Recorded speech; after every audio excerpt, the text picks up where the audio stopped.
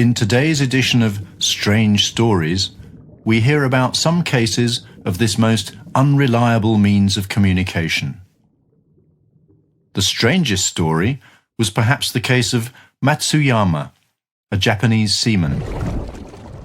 He was shipwrecked with his crew of 44 in 1784, but before they all died of starvation on a Pacific island, Matsuyama scratched the story of their tragedy on a piece of wood, put it into a bottle, and threw it into the sea. It was washed up 150 years later, in 1935, at the seaside village where Matsuyama himself had been born.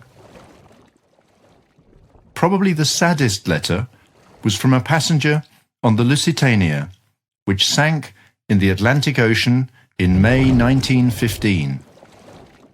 The writer was calm enough to write a message and put it into a bottle as the ship was sinking.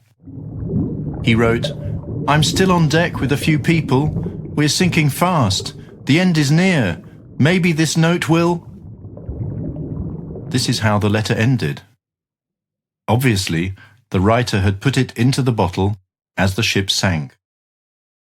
The bottle was picked up by a fisherman. Another bottle voyage lasted over 6 years. A bottle was put into the sea by German scientists in 1929 in the Indian Ocean. Inside was a message which could be read without breaking the bottle. It asked the finder to report where he found it and to throw it back into the sea. The bottle was found and thrown back several times and was eventually washed up in Western Australia in 1935. It had covered 16,000 miles in 2,447 days. We'll end today's program with a happy story.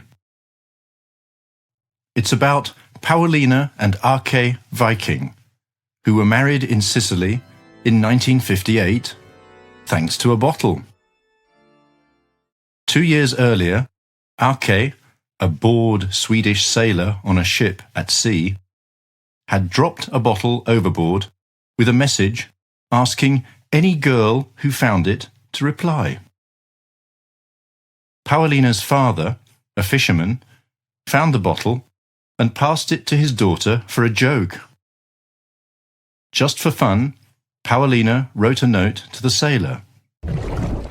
They continued writing to each other until finally Arke visited Sicily. Their wedding took place soon after their first meeting.